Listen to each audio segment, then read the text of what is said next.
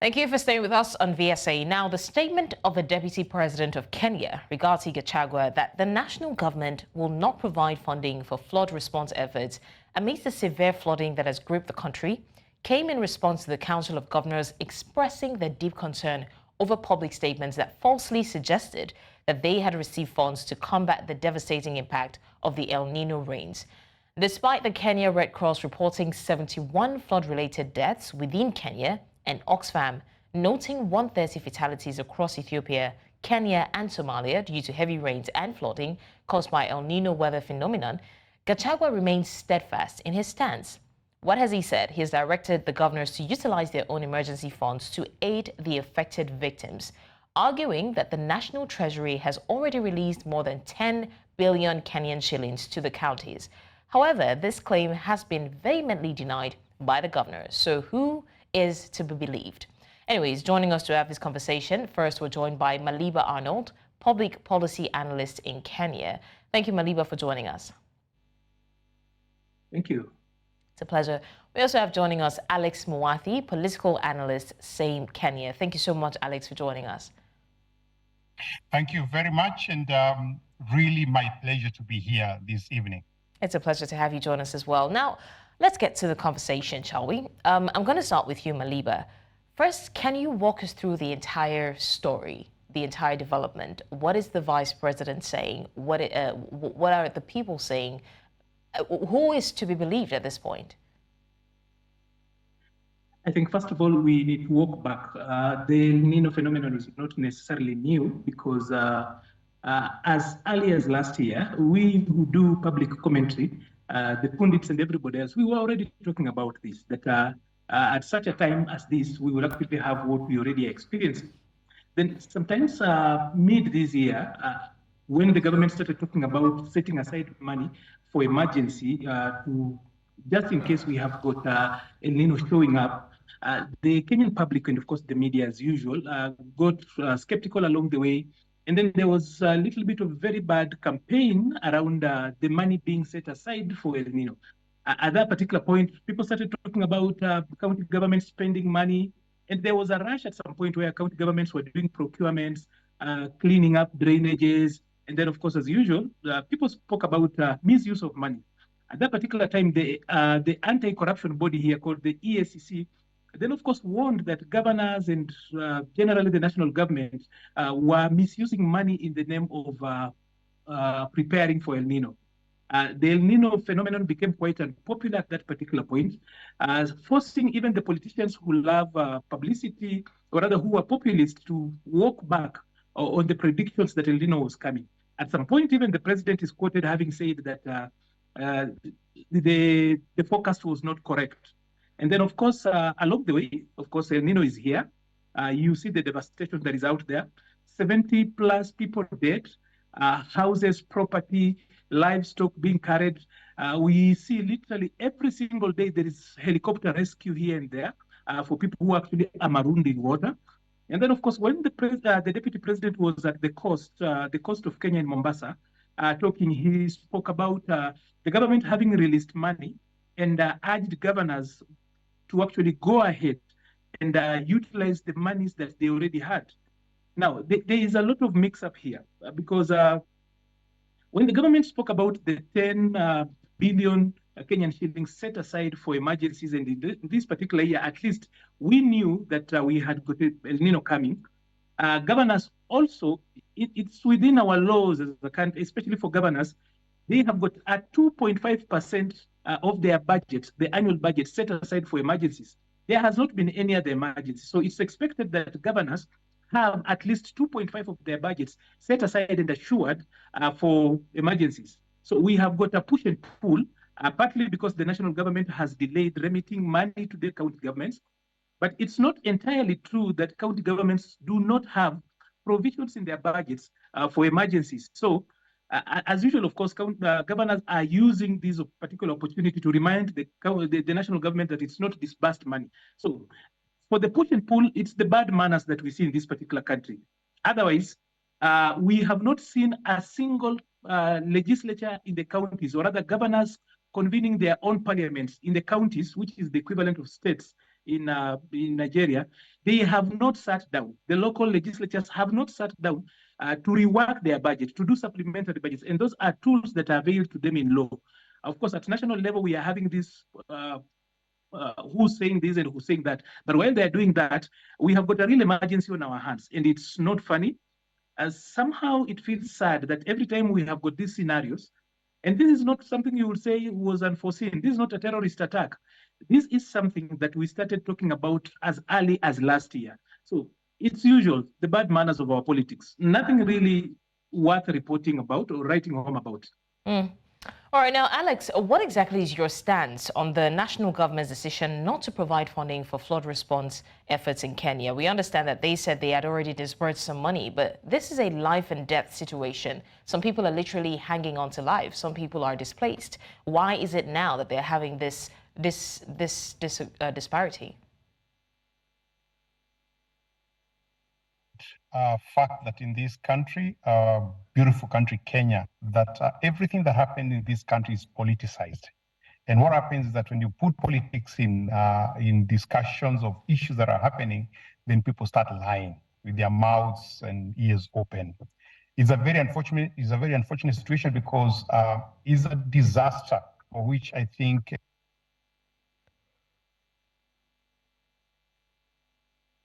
to look at it as a serious issue.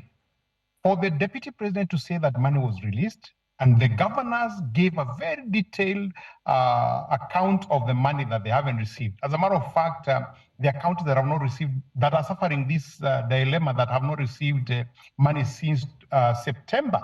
And they are claiming about 68 billion shillings have not been released for them. So really, it's a very sad situation.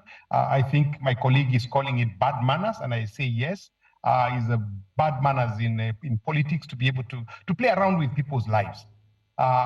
One wishes that they could sit down and talk together so that they can have a common ground.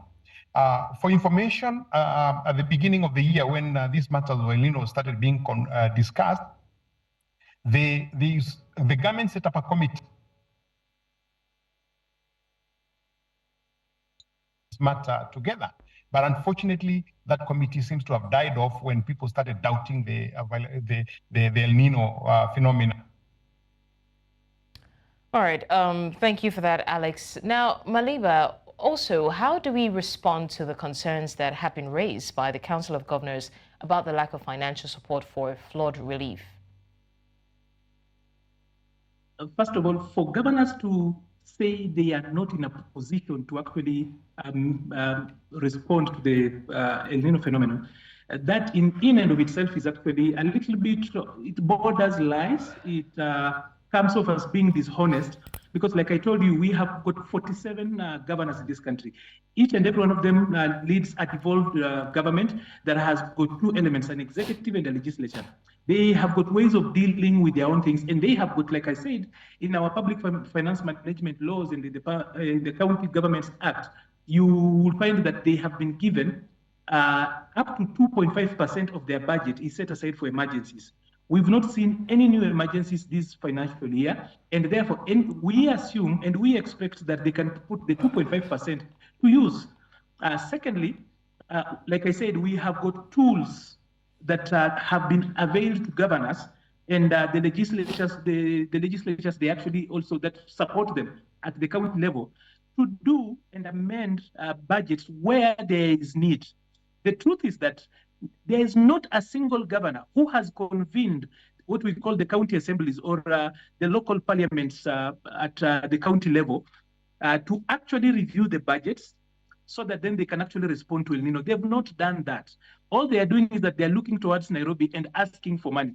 And of course, as they come out and list whatever they are owed, governors have got an alternative. So long as it's in the budget and you have got your legislature, they can access the 2.5% even from commercial banks.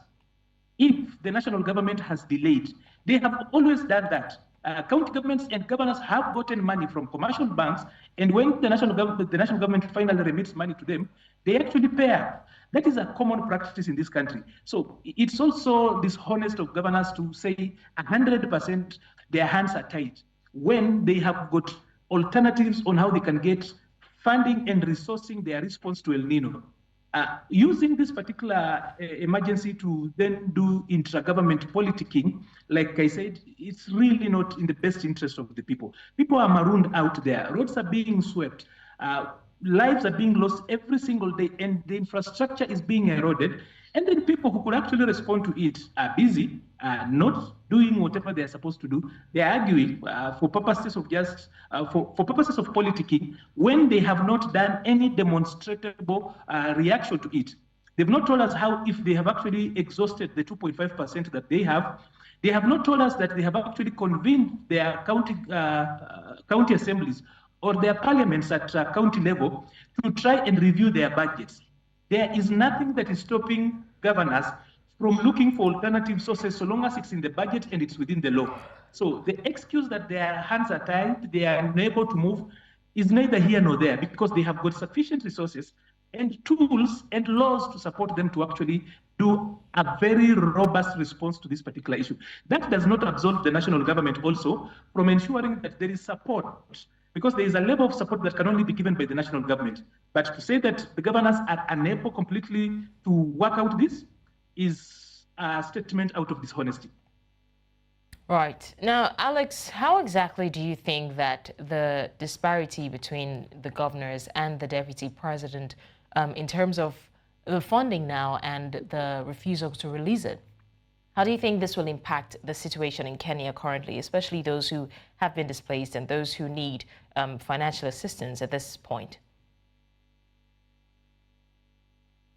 Will come, and the people will be able to sit down, both governors as well as the central government, to be able to come up with a plan and a strategy for this.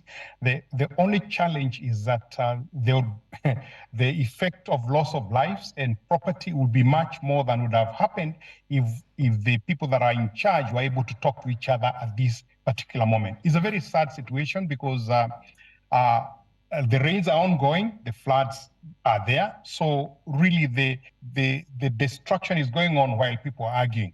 I believe that they will be able to sit down together, but it's really a sad situation that this can become a point of discussion. I was actually shocked when I saw the deputy president going to Mombasa at that time when he was talking about this, and taking his time to assist one particular village that had been marooned. I thought he'd have been seated in Nairobi or Mombasa town, discussing about the entire country as opposed to only one village.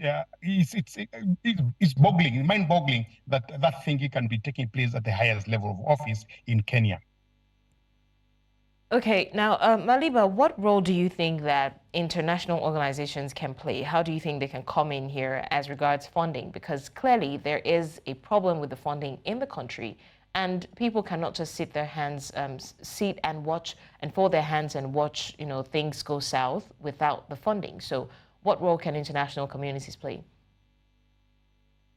Just before I respond to what role the international agencies can actually do, it's just important to actually point out that the deputy president was not necessarily underplaying the level of the emergency, but he was actually challenging governors to actually use the alternatives that they have and not sit there saying that they have not received the funding. Like I've just told you, there are sufficient tools and avenues for them to get resources without breaking the law. None of them have done that. They have not convened county assemblies to discuss and debate the emergency. They have not convened their parliaments to actually look at ways of reworking their budgets at the local level to ensure that this is actually worked out. They have not even exhausted the 2.5% of their budgets that has been given to them. So the deputy president is not necessarily laying down El Nino. He's just saying that the national government has been sending the usual remittances to counties. The counties have got budgets for emergencies. And secondly, the counties have got also room that allows them to tweak their budgets so that they can actually respond to emergencies, which they have not done. That in and of itself is not in bad faith, so that then we cannot say people are dying, the national government has not responded, yet at the county level, at the local level, there is room for intervention, there is room for solutions until we actually say we are unable to. They have not done that. So it's not entirely in bad faith. The deputy president was simply calling out what is out there so that people don't say we are unable to do anything, yet they have not even used what is available to them. Now, of course, the international agencies are already on the ground. We've got Red Cross, we've got World Food Program. They are also actually in this particular mix, even as the governments within the country called Kenya, because we've got 48 governments, the national government and 47 county governments that are led by governors. Even as they bicker, the international agencies are actually hard at work. A lot of the rescues we see by Red Cross, we see the World Food Program and other UN agencies providing food in far-flung areas. So the international agencies are here. What we only need is a coordinated approach to this so that then there is no competition, there is no mistargeting of resources. We need a cyclic way of responding. And then what we really need to call is to call this intra-government bickering to stop so that everybody does their work. Other people are doing their work. And even the data you actually quoting is not coming from government. It's actually coming from the Red Cross. The government should be the owner of literally all data that is legit that comes from the country. But do we have a committee that is working on it? It became very unpopular when people started targeting the committee that had been set aside to look at the emergency. And like I said, typical of this country, people said, we are just setting up that committee, quote unquote, to eat money. That's how we call it in this particular country. That when people want to embezzle money, we say they are eating money. So it became a little bit unpopular. And populist leadership seldom actually brings some meaningful change. And we are seeing a consequence of people seeking populism. The international agencies are doing their work. We just need to actually ask them to come in much more in force, coordinate with government, but also tell government to stop bickering. Right. Thank you so much, Maliba. Now, to you, Alex, finally, and very quickly, do you see this issue being resolved soon? Definitely, there has to be a resolution to this issue because it's an issue that is affecting the whole country, the citizens. One of the things I would like to clarify is that the comment by Deputy President was a response to denial by the governors that he had said they had received 10 billion shillings. When he said he had received 10 billion shillings, the governors refuted that, and that's why he was trying now to tell the governors, you already have some money, which both statements are irresponsible for leadership at that level. But I'm a firm believer that a solution is going to be found in the short run, and the government may coordinate this activity so that even when, like you talk about the international organizations that are in the country, because they've always been in this country, that it will be coordinated correctly so that Kenya can benefit and the citizens can live better. All right, on this note, I want to say a big thank you to Maliba Arnold, public policy analyst, and Alex Mwathi, political analyst as well, from Kenya. Thank you so much for joining us on the show.